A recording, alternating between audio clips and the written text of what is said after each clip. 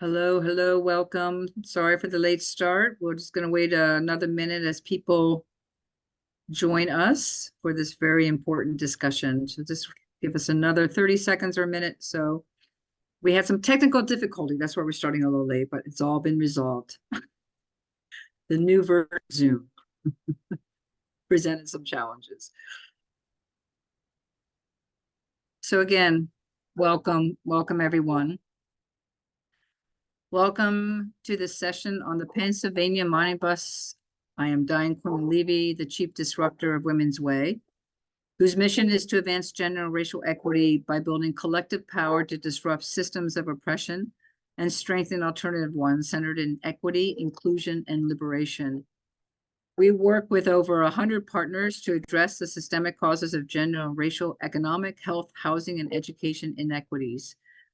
So the Pennsylvania Maternal Mortality Review Committee came out with a report that revealed that Black Pennsylvanians had the highest pregnancy associated mortality ratio at 148 per 100,000 live births, which is nearly twice as much as white Pennsylvanians, who had a pregnancy associated mortality rate at 81 per 100,000 live births, highlighting racial disparities in maternal health care. This discussion tonight is very, very important to all of us, particularly at Women's Way, because we are addressing all gender inequities and gender health inequity, particularly as it affects women of color, is a huge issue and a huge concern. So today, this evening, we have Pennsylvania State Reps Morgan Cephas, Gina Curry, and Latasha Mays from the Pennsylvania Black Maternal Health Caucus, who will discuss the Pennsylvania Momnibus, a legislative package modeled after the federal Momnibus legislation to enhance maternal health care access, address maternal health deserts, and ensure every birthing person in our state has the support they deserve.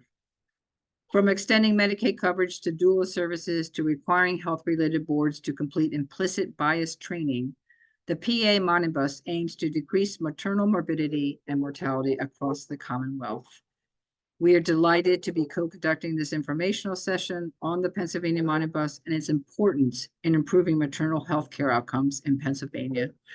So now I'd like to hand it over to our three State Reps Morgan Cephas, Gina Curry, and Latasha Mays. And again, welcome everyone.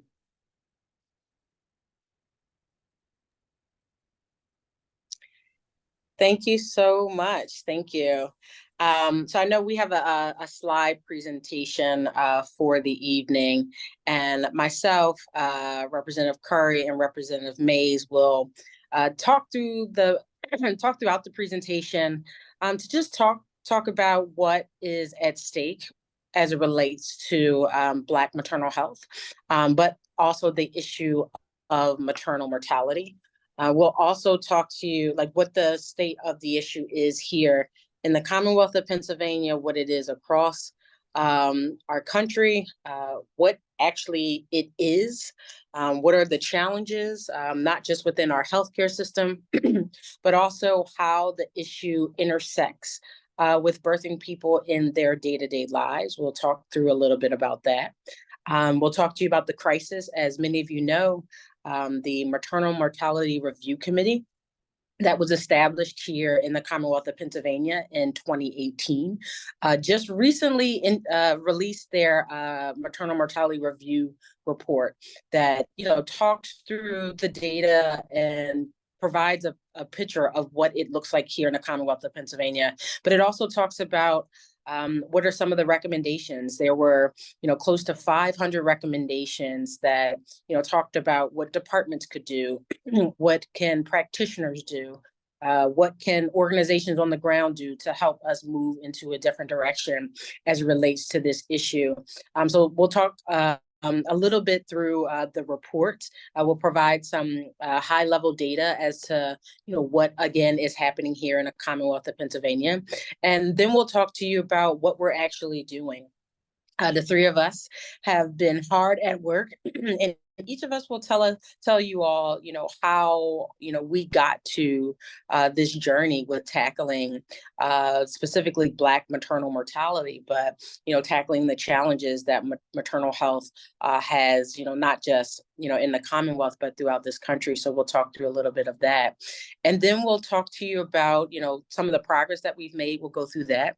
And then we'll round it out with the introduction of the Momnibus bill. We have a lot of exciting information to talk to you about, because we have seen significant progress in the legislative vehicles here in the Commonwealth of Pennsylvania, progress that actually happened this week. But I won't steal Representative Curry's thunder, who will talk through the Great Eight, is what she calls them.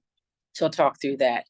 So again, I am State Representative Morgan Cephas. Out of the three of us, I'm the longest serving elected. I'm in my fourth term, yes, 8 years. And I started this work back in 2018 with a conversation actually with Senator Bob Casey, who at the time was having a conversation about what are some of the policy-related issues that elected officials need to focus in on as it relates to Black women? We had a roundtable discussion, and it was Black women from across different sectors, different industries, different generations, different, economic backgrounds. And, we talked through a series of issues. But one of those issues that had come up was the issue of maternal mortality. And it was a question posed for us as electeds. And that question was, what is Pennsylvania doing as it relates to the maternal mortality crisis? And unfortunately, I did not have an answer at that time, but because I had just recently lost someone in my district, LaShawna Gilmore, who passed away while giving birth to her baby girl, literally on the hospital bed, I realized this was a crisis that was happening in my own backyard that wasn't being talked enough about, not just in the city of Philadelphia, but I felt in the Commonwealth of Pennsylvania. So, that really got me into action to take a deeper dive. And as you can imagine, once you peel back that layer, you realize how much work, really needs to be done. And, that is, also how I got an opportunity to connect with Representative Mays, who was doing a lot of reproductive justice work outside of the chamber at the time prior to her getting elected. I had an opportunity to connect with her, and then Representative Curry, who will, tell her story, had an experience in her own district that created a maternal health desert. So the three of us got together and launched this Pennsylvania Black Maternal Health Caucus. I think we might be about 6 months old. We launched it in October of last year. And again, we have been hitting the ground running.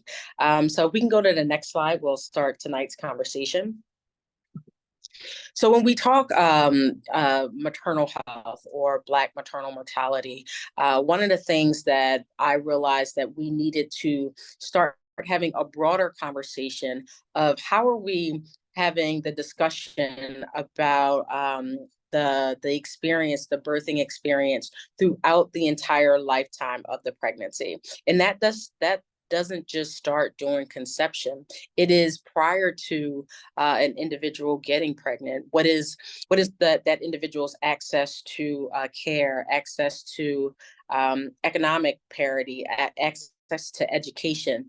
What are those access points, prior to that individual getting pregnant? Because again, when we talk about the social determinants of health, and I'll talk about that in our next slide, that really dictates, your ability to, have a positive and a dignity and a wonderful experience, as you get pregnant, as you're going through your pregnancy, and as you give birth up to that year postpartum. So I do think because this crisis is such a focal point right now as a part of a larger conversation around the issue of maternal health, I do feel like advocates and organizations and policymakers on the ground are really taking a step back to take a holistic view of ensuring that both the birthing person and the child are able to experience a quality of life that is respectable and has dignity. And I think the conversation is essentially wrapping around holistically of the individual to ensure the positive health outcome of both the birthing person and the child. So can we go to the next slide? Next slide. Okay, great. Thank you. When we talk maternal health, we have to, again, take that step back to talk through the framework of how we're having this conversation. Again, when you look at the data that we'll talk about a little bit later, we do see that 51% of the deaths, and this is a statistic nationwide that is also mirrored here in Pennsylvania, that 51% of the deaths are occurring during the postpartum period. I mean, it doesn't let the other periods of the birthing process, off the hook, because there are still data points that are still troubling as the birthing person is going through their pregnancy. But when we look at the statistics, we realize that it's not just an individual in the hospital bed, but it's also those other social determinants of health that are dictating and determining the health outcomes of not just the birthing person, but also their child. So when we're talking about an individual's access to care, their need to, be able to afford it. Are they private, or is it Medicaid, or are they a Medicaid recipient? When we talk about, again, the social determinants of health, they talk about that the health outcome is determined by 80% outside of the hospital bed. So how are we talking through and developing policies and making investments that address all of those intersections that a birthing person experiences, whether that be, again, economic parity, when we talk about Black women being paid less, when we talk about access to childcare, when we talk about access to transportation, quality transportation, reliable transportation. When we talk about all of these things all come into play, again, when it comes to an individual's health outcomes. Again, when we talk about high quality and equitable care, being readily available for an individual, in their zip code to the point where they're not having to travel, outside of their immediate neighborhood to access care. So when you're thinking about, just the city of Philadelphia having, between 15 to 20, birthing hospitals or birthing centers, and to now be down to 5, it really speaks to the issue of the lack of equitable and high quality care. And, when we talk about maternal health deserts, that we'll talk about later on in the conversation, you see that becomes a critical issue as we're having this conversation. Can we go to the next slide? So those are some of the things that we need to really be able to talk about. Because it talks to, and it shows up in our data points, and it shows up in the crisis that we are experiencing. And again, when we talk about the Maternal Mortality Review Committee report, again, which we'll talk about, we recognize that a lot of the data points, a lot of the challenges that we're experiencing is a direct result of our healthcare, our quality and our access to healthcare not being readily available for individuals, that leads into the crisis that we are experiencing. If we can go to the next slide. The other piece that we recognize is that we have to listen to individuals that are, going through the birthing process and talking about their lived experiences, because that is truly going to be the way that we're going to be able to reverse our trends and, change the narrative as it relates to this conversation. But we're constantly asking the question, what is that avenue for individuals to be able to tell their story? We understand that the data points, absolutely tell a story, and they tell one thing, but when we have real life experiences from families, from practitioners that are on the ground, we recognize that There are gaps in our system. There are areas where we can improve, and we really have to listen to those voices in an unbiased way. So there are a series of apps that are popping up that allow birthing people to tell that experience. For example, there's an app called Earth App, and this is an example of it, where individuals are able to anonymously talk about their experience in the hospital that they, gave birth in, or when they worked with a practitioner, and what their experience was there. It gives them an opportunity to tell that story. And I think, we're in a moment of time where every aspect of the birthing process and every aspect of the system has to be held accountable and see themselves in the data. When you see yourself in the data, and when you're able to be transparent about your role in this crisis, that's when we're going to be able to fix it. So these quotes tell the stories of a biological birthing parent and also a doula, where both individuals felt uncomfortable. They felt like their experience didn't come with dignity. And that is something that we have to address as we're talking through policies and investments. Every aspect of this system, every intersection system that connects with the birthing person has to be held accountable for the data that we're seeing in this moment. We can if you can skip the next slide and go to the next one. So here's what's happening in the Commonwealth of Pennsylvania. Again, this report has recently been released in 2024. So we are still seeing our trends going in the wrong direction. And here are just some, quick highlights. First and foremost, we have experienced 107 maternal mortality deaths here in Pennsylvania in 2020. So the report previously that reported on another year, we lost 111 people. So again, we are still trending in the wrong direction.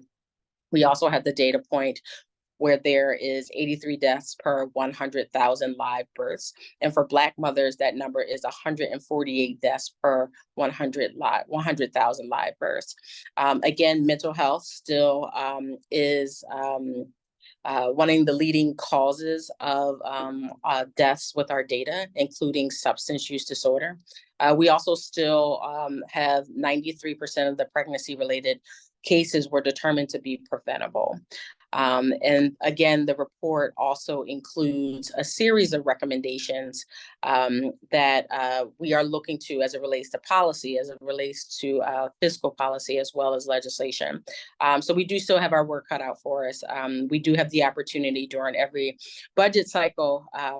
All three of us are on the Appropriations Committee, and it gives us an opportunity to ask each and every single department to identify their role in this maternal health crisis, but then to also ensure they are adopting policies and making investments to, again, move us into a different direction.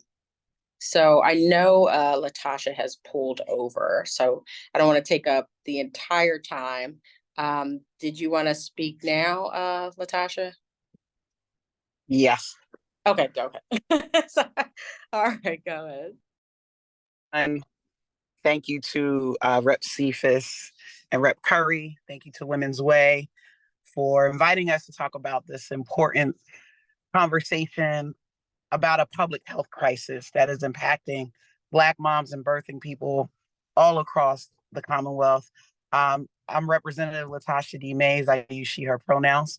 I am from Philadelphia, and I'm from Philadelphia, but I represent the city of Pittsburgh. I've lived here for over 25 years. Those on the call may know my previous work as founder and former president and CEO of New Voices for Reproductive Justice. So as an organizer at heart, policy advocate who had the opportunity to work with amazing state legislators like Rep Cephas prior to being elected, I brought those years of work to what we could possibly do as legislative policy and budgetary action in our House and in the General Assembly. The idea for Pennsylvania Black Maternal Health Caucus began years ago. So we are 6 months old, but the idea emerged in 2019 when the Congressional Black Maternal Health Caucus was created. And I hope I can share that we just came back from DC and we met with Congressmember Lauren Underwood, who is one of two leaders and founders of the Congressional Black Maternal Health Caucus, to connect our work at the federal and state level. I'm so proud of the work that we have done in such a short period of time. I do believe in divine timing, and I think that the leadership of my co-chairs and I, we've proven that this is the right moment for Black maternal health to be at the center, the forefront, and be a priority for the entire Pennsylvania General Assembly. So creating a caucus 6 months ago was one way that we could really make this issue be an important issue for everybody, not just the Black women legislators, not just the Black or women legislators, but for our entire General Assembly. We've done such great things, and I know there's more to come, and I will continue to chime in as I'm able to, but I did want to just come on video and just say hello to everyone and appreciate my co-chairs for all the work that they do, all the energy, long nights, long mornings, train rides, lots of meetings that they put into this work so that we can reverse the disturbing trends of maternal mortality and morbidity in our Commonwealth. We can do it. If most of these deaths are preventable, why aren't we preventing them? Thank you so much. And I'll be on, and my co-chairs, tap me in for any, if you need me, but I will be on the call listening and happy to add to the conversation. Thanks so much. And my drive is a little bit farther. My trip is farther from DC back to Pittsburgh. So otherwise I would be, on the call, but I just could not miss it, and happy to be here. Thank you. Great. Thank you, Rep. Mays. And yes, please drive safely to back to Pittsburgh. Gina and I are only a 2-hour train ride away. So we were able to get here a little quicker. Okay, so if we can go to the next slide. I know I want to turn it over so I can give an opportunity for Rep. Curry to talk about where we're going. So I want to briefly talk about what we've done. If you can go to the next slide. So over the past several years, we've been, working diligently to do several things. So we kicked off the conversation with launching the Maternal Mortality Review Committee in 2018. And that was actually done by my Republican colleague, Ryan McKenzie from York County. And, I raised that issue, and I always want to elevate his name because it really speaks to this being a bipartisan issue. A lot of the bills that we have gotten through have been bipartisan. And it's because, we all individually see the importance of birthing people. It's not political to want to save the lives of birthing people and families. So it has become a bipartisan issue. We also have been able to take advantage of President Joe Biden's opportunity to extend Medicaid up to a year postpartum, which was a part of one of their federal packages. And we were one of, I think, about 47, it might be 46 states now that opted in. We were one of those states that opted in relatively early. It was then under Governor Wolf that, just immediately understood the issue, understood the crisis, and just really went into action. So that was, an amazing, first step. And, going over into the Shapiro administration, he has also doubled down and has stayed committed to the issue. But in between that, and Gina will talk about it a little bit more in her part of the presentation, we hosted the inaugural Black Maternal Health Week at the day at the Capitol last year. This was our second annual. It got bigger, and a lot more people, attended, had conversation about policy work. So that was a huge success. Just last year, like I mentioned, we launched the Pennsylvania Black Maternal Health Caucus back in October 2023. And again, this caucus is laser focused on the issue of Black maternal mortality and really reversing those trends. We also, out of that launching of the caucus, which now has up to 70 members, is bipartisan, bicameral. We have several senators a part of the caucus. It has broken down into 2 different committees, one that focuses on strictly on policy. Again, we don't want to reinvent the wheel. That has been, research done. There's been best practices for us to adopt legislation. There also is another committee that focuses on community engagement, where, we want to talk to stakeholders that are on the ground, that are, our frontline representatives as it relates to this work. We want to have this movement move together, locked arms. So again, we're taking advantage of their expertise, taking advantage of their lived experience, and ensuring that we're adopting and prioritizing the right policies and funding investments. We can go to the next slide. Yes, so here are a snapshot of some of our accomplishments to date. Again, not only have we done some work around public policy, again, with extending Medicaid up to a year postpartum, but we now have been able to get the Department of Human Service to reimburse doulas for services through Medicaid. Additionally, we've had some funding investments that have been extremely significant. We were given 25 million, not we were given, but there was an allotment of 25 million from American Rescue Fund dollars directly for maternal health. And in those dollars, we were able to launch a maternal health innovation fund that was based on an idea that came out of the University of Penn as it relates to their Heart Safe Motherhood program. That idea came from that hospital. We also were able to get $2.3 million in a line item in Governor Shapiro's budget in 2023. And again, he came back with 2.6 million in this year's budget specifically for this issue. So we are making those fiscal and financial investments in this issue. Now, as excited as we were about these investments, Rep. Curry kind of reminds us all the time that New Jersey is investing close to $60 million in this issue, and they have seen their rates of maternal mortality reverse. So we still got a long way to go, but the fact that we have the initial investment and that we have the initial commitment from our governor is extremely significant. Some of the legislative pieces that we've recently been able to accomplish, Act 5 of 2023, which now requires the reporting of not just maternal mortality, but also maternal morbidity. And rather than reporting every 3 years, it's now every year, so we can get the data in real time. Additionally, we have Act 32 of 2023, which is Owen's Law, is expanding Medicaid coverage for pasteurized donor human milk.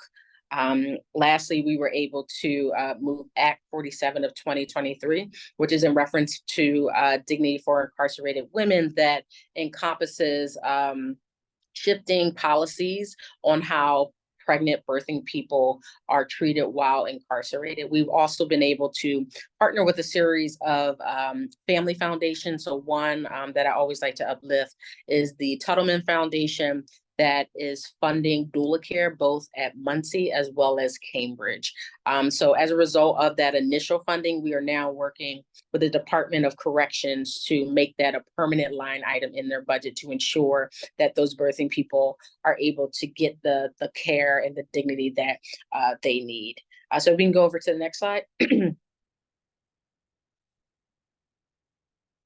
And this is the last piece that I'll uplift, and I'll turn it over to Rep. Curry to take it from here, is the Pennsylvania Maternal Health Innovation Fund. I feel like one of the questions we always get as we're having these conversations with practitioners that are on the ground, it's, what can we do to be helpful? And one of the things I always like to uplift is to bring your expertise to the table to help inform policy.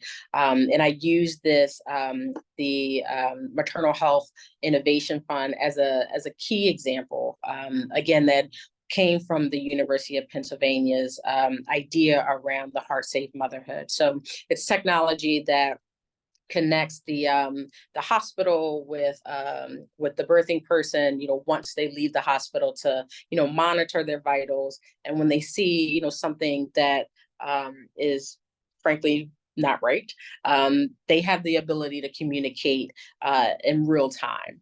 And because of that innovation, they've been able to, get awards.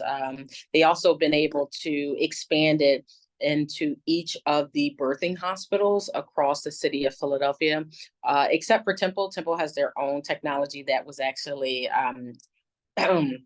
mirrored after what the University of Penn did. We also were able to get a grant to Lincoln Hospital to start developing their own technology to mirror the same effort of the University of Penn.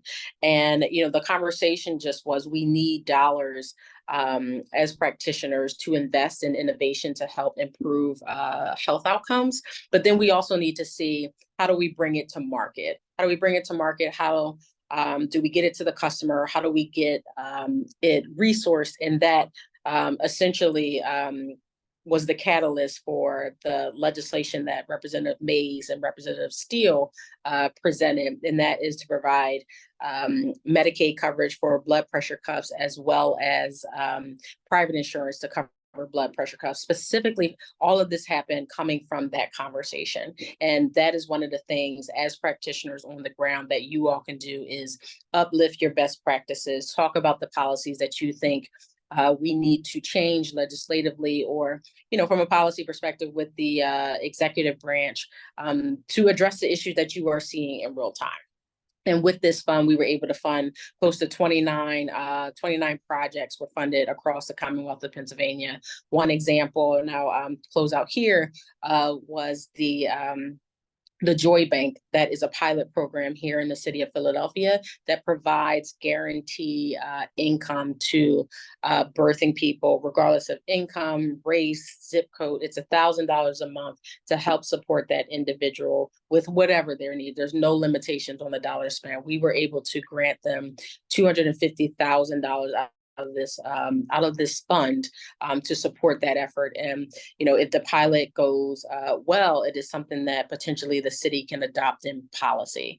So it's those type of efforts and those type of conversations that are extremely helpful with these type of groups. So again, I want to thank you for allowing us to come on and talk about this issue that is very near and dear to our hearts, as you can imagine. And, I appreciate the time that you are giving us. So with that, I will turn it over to Representative Curry. Thank you, Representative Cephas. Hello, Women's Way, and to everyone who is on the call tonight. So excited to see that the participant number has gone up. We are excited about this topic, not that we are celebrating because we have so much more work to do, but in observance of what we are doing, we are excited to know that the needle is moving a bit just in this last week in Harrisburg. So if you could go to the next slide, please. Rep Mays talked very beautifully about how we founded the Pennsylvania Black Maternal Health Caucus. And with that, I don't want to go into it too much further, but we came together, and I'll tell you quickly about my story. I came into office in 2021. Known in my area in Delaware County, I represent the 164th Legislative District, which covers parts of Delaware County, Upper Darby, Lansdowne, East Lansdowne, and Millbourne. And when I came into office at the end of 2021, I really came with a fierce focus on public education. And so, but when we get into office, we don't really know what's going to be a platform or what's going to land on us according to what our community needs. And that's exactly what happened to me. I received a phone call from a nurse from Delaware County Memorial Hospital, and that was at the top of January. And that nurse left a message and said, Rep Curry, you don't know me, I don't know you, you're brand new, but I'm going to tell you the labor and delivery unit at DCMH is closing January 29th. So I'm asking you to do something about it. So right away, I was like, oh my goodness, I started doing research. And in fact, they did close January 29th, 2022, along with the rest of that hospital that is now closed, which is right next to my district and Representative Boyd's district. but literally I could walk there from my office. And it has created a desert. It has created a maternal desert.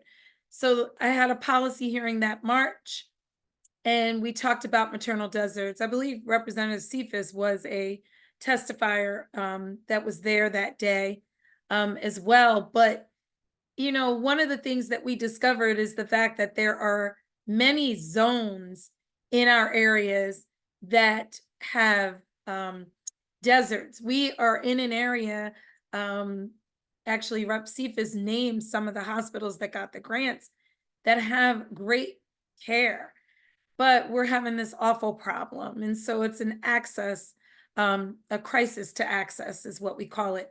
So we came forward, we wanted to observe Black Maternal Health Day at the Capitol back in 2023. And as Rep. Latasha D. Mays stated earlier, 6 months later, we came together and created the Black Caucus, the Pennsylvania Black Maternal Health Caucus. And then literally in March, we came forward and we introduced the PA Momnibus, which is the first of its kind in Pennsylvania. And we have 8 great bills. So if you go to the next slide, if some of you haven't seen this, these are some ambitious bills. That's what I call them, ambitious bills that the legislature has now been exposed to, and we are currently working. We actually have a progress report that you can see on the website, but of some of these bills that have moved forward. So I'm not going to go through each bill. You all can actually see it up on the screen. But the bills that have moved, we actually got 2 bills out of committee and on the House floor, have been voted on and now are headed towards the Senate. And that's House Bill 1608. No, I'm sorry. That's House Bill, that was Representative Mays's bill for Medicaid blood pressure cuffs. And then it was Representative Cephas, I believe it was 1608, correct? Yes, 1608. And tell them about the newspaper that I saw today. It's telling about what? I'm sorry. The newspaper article. Oh, right. Right. And so we also, when Rep. Cephas and I were on our way back on the train, we were sent a newspaper article out of one of the news outlets up in Harrisburg that our very own Senator Casey is putting out introduced a bill today called the Mama's First Act, which is going to do the exact same thing that Rep. Cephas's bill does here in Pennsylvania federally. So his actually includes midwifery as well. And he is looking to have the Medicaid coverage federally cover doulas and midwifery so that we can get these numbers down. So that is excellent. We were very excited to see that. And the House of Representatives also introduced a bill, companion bill today, the same bill. So we're working across the country to get these numbers down. And if you look at these bills, these 8 great bills in the Momnibus, we have a lot of work to do, but we are actually moving these bills forward. Our committees are committed to getting these numbers down. We've been talking about the fact that we have deserts and zones throughout the Commonwealth that are harming women and pregnant individuals who are going through the birthing experience, harming them in such a way that we need to get these numbers down and really provide for the birthing journey here in the Commonwealth. So we have a slate of bills. This is our Momnibus. We really encourage folks to understand the bills that we are moving forward. And we would love to talk to you before we end on what you can do as an action step to get that moving, or to keep it moving, I should say. If you could go to the next slide, please. Yeah, the next couple of slides just go a little bit deeper detail for each of the bills, but since for the sake of time. Yeah, we can just, so we talked about expanding the doula services, monitoring blood pressure, through the cuffs. If you could go to the next slide. Really excited about investing in maternal health care deserts with improving maternal health outcomes, really with providing resources in these areas that are considered zones of the maternal health care deserts. Next slide. This one I'm really excited about because Rep Cephas actually talked about the fact that maternal mental health is one of the leading causes of mortality in our Commonwealth and beyond throughout the country. And so we are looking, Rep Fiedler, myself, and Rep Borowski are working diligently right now to get this bill out of committee when we go into session, not next week, but the next week after that, and hopefully getting it to the floor. This will ensure and create more education about maternal mental health and to help mamas and birthing people to feel comfortable about the way they feel after birth, before birth, during birth, and to make sure they are getting the right help to address these issues. Next slide, please. So where are we going? We have our progress report here.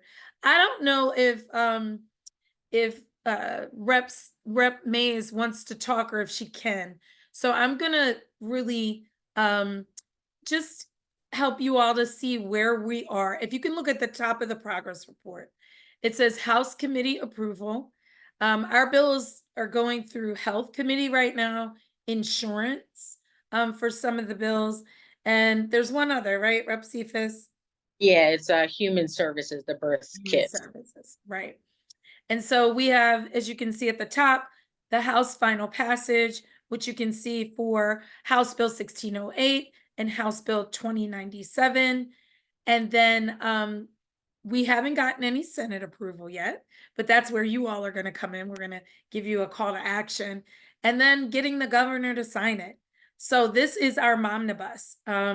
We are working diligently, and I want to remind all of you on the line, we just announced these bills in March. So we are moving swiftly because we know that we don't have time to waste.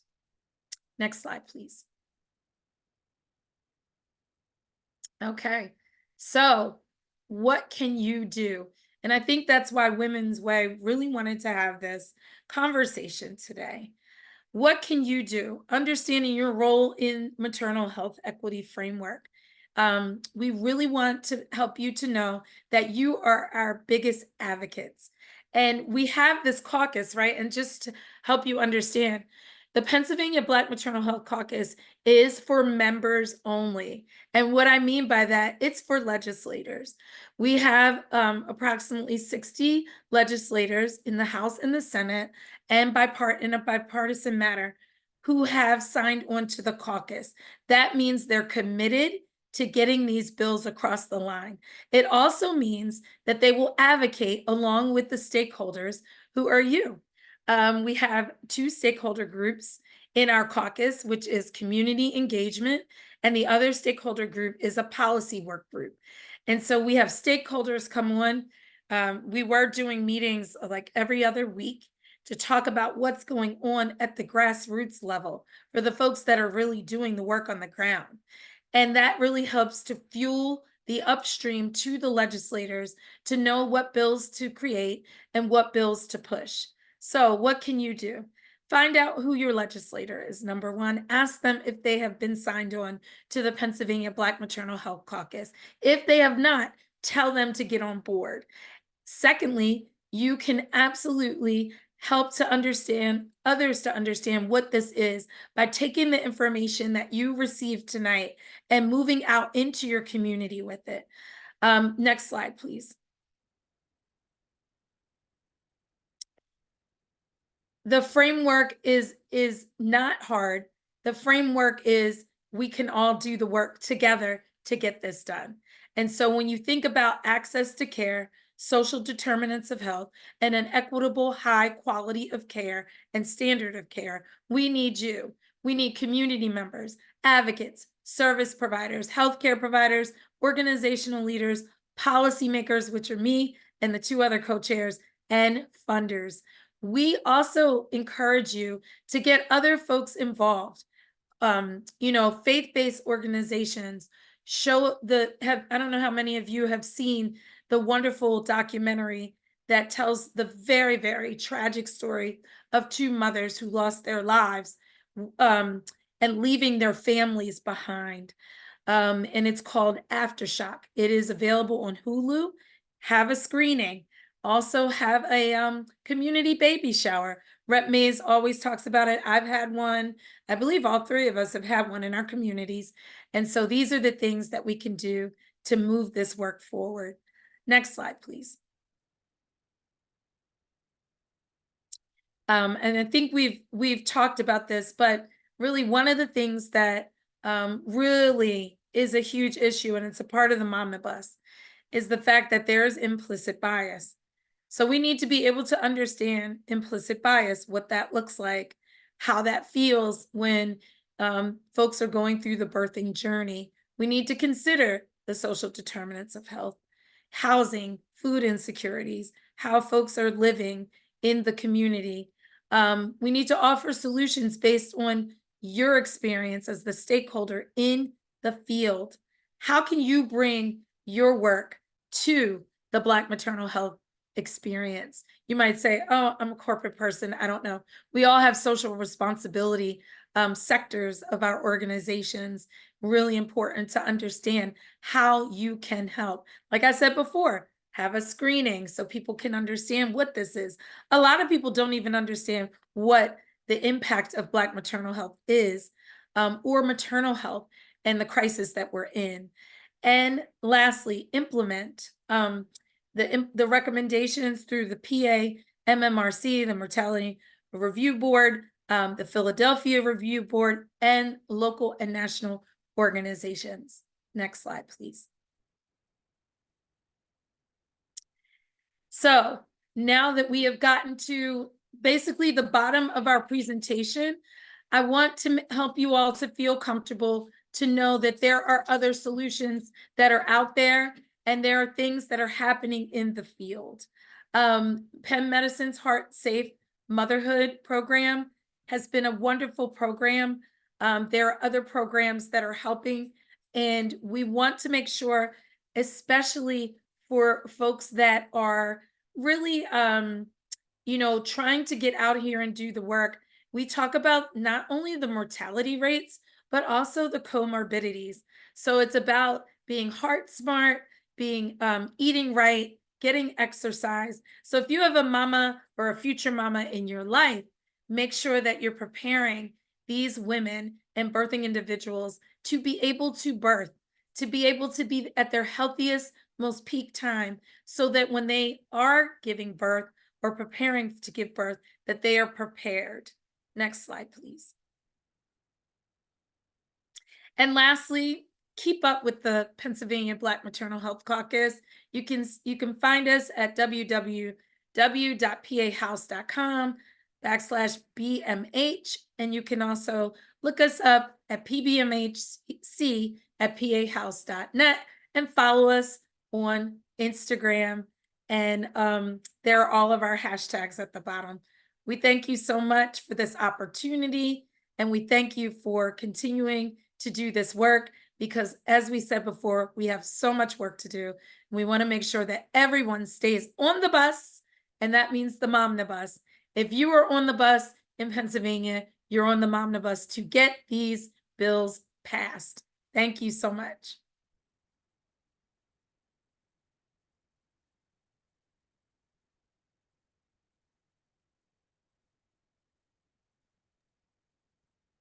Hi, everyone. So we have about just 5 minutes left. So if anyone, there's a couple questions that have been populated into the Q&A, and if people have additional questions, feel free to add them in the Q&A at the bottom of your screen. Do you want to ask the questions? Sure, That I would can be read them out loud. Yeah, that would be helpful. So a couple people spoke about treatment in hospitals for pregnant people, and the lack of understanding of how to work with people that are on the autism spectrum. And so was curious to hear a little bit more. This person was curious to hear a little bit more about the work within the Momnibus bills to focus on implicit bias training. So Rep Cephas is no longer on the line because she had another commitment. We're working on that bill. That bill is one of her bills that she had prior, and now working on it.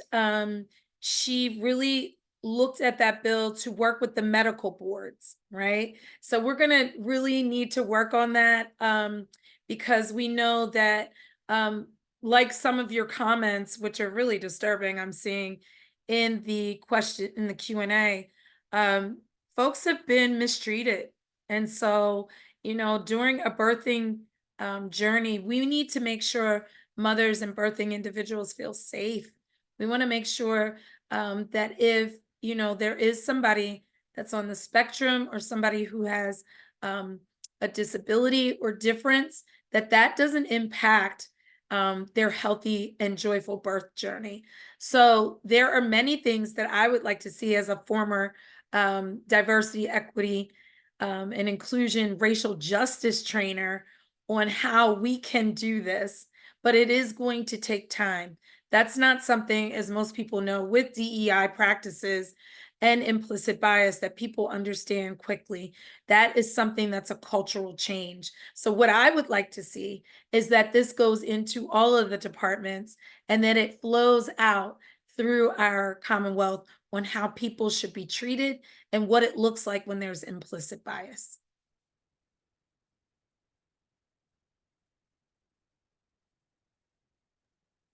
Thank you so much for that. I think it really folds into so much of what Women's Way does as well. So it's so exciting to hear that this work is so critical and it needs to happen. So thank you so much for that answer. I'll just read out another question.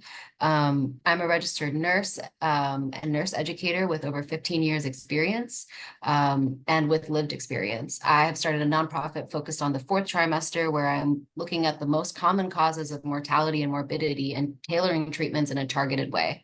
Will nurses ever be considered in reimbursement like doulas and midwives, registered nurses other than certified nurse practitioners? Really interesting question. I don't have an answer for that right now, but thank you for naming it and lifting it up. And we, as we're doing this work, we can absolutely, we have the ears of both Secretary Arkush and Acting Secretary Bogan. We're constantly in conversation with them. And Secretary Latika Davis-Jones, and we're always talking about how we can make the Commonwealth better through the departments that hold these issues, but also looking at how we can have suggestions from the outside. So I appreciate that question.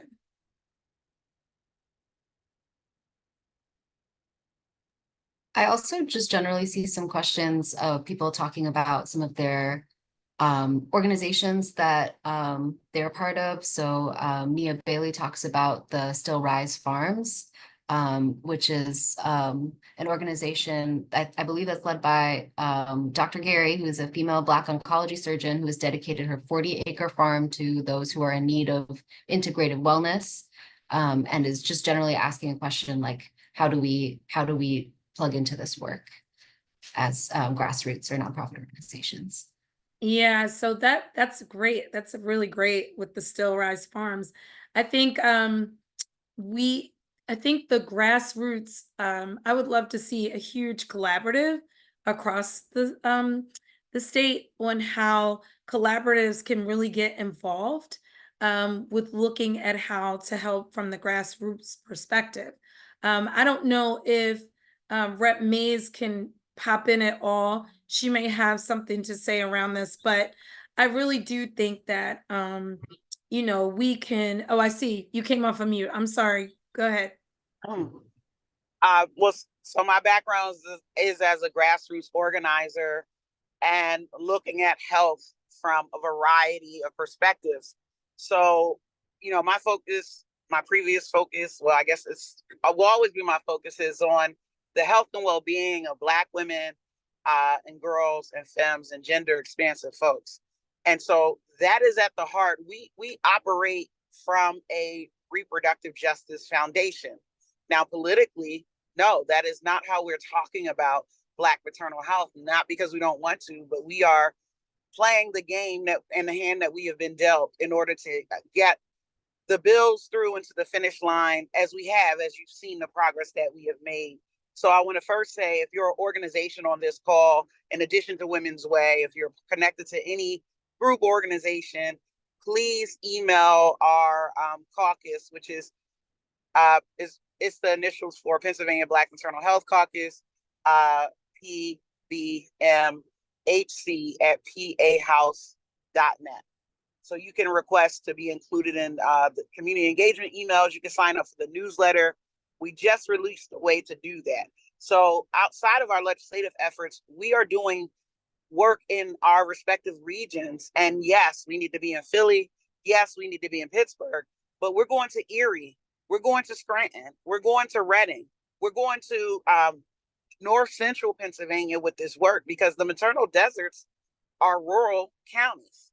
And so we have, of course, deserts in our urban core, but we have to make this connection with our colleagues across the aisle who are largely representing more ex-urban and rural areas to help them understand that when we solve or when we advance Black maternal health, we're advancing all maternal health. So I have heard of the farm. Anyway, we can add a healing practice or ways to connect the healing practice to our legislative work. We're totally open and welcome that, because our work has to be intersectional. And I hear you also talking about, I hear in the work and vision of Women's Way, I hear you talk about repression.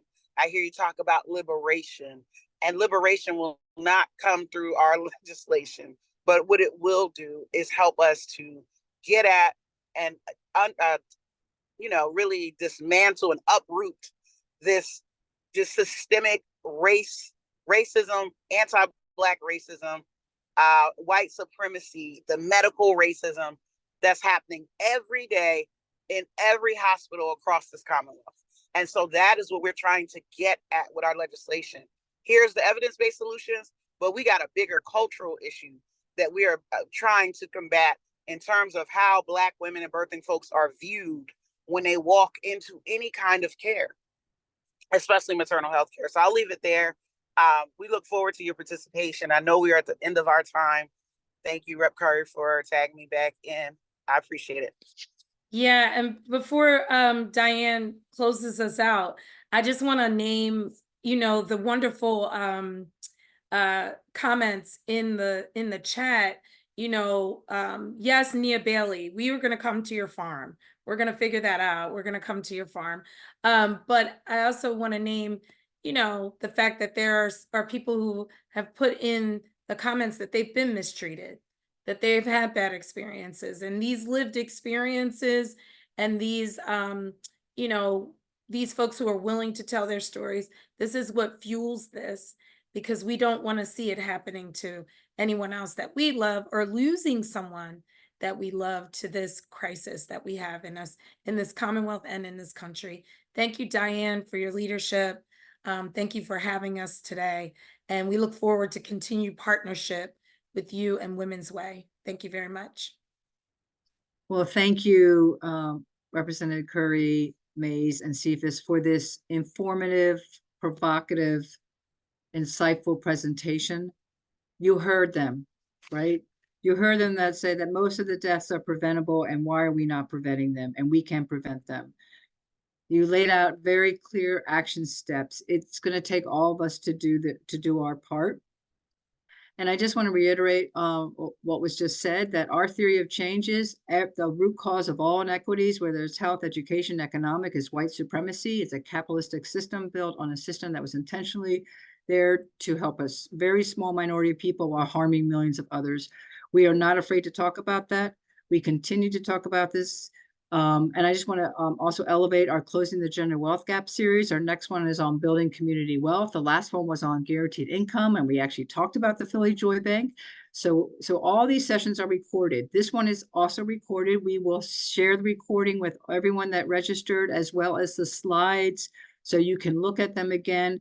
Please know who your legislator is and ask them to sign on to the Black Maternal Health Caucus. Share what you learned. This is what we are passionate about. If you learn it and you're motivated and you're mobilized, share with others.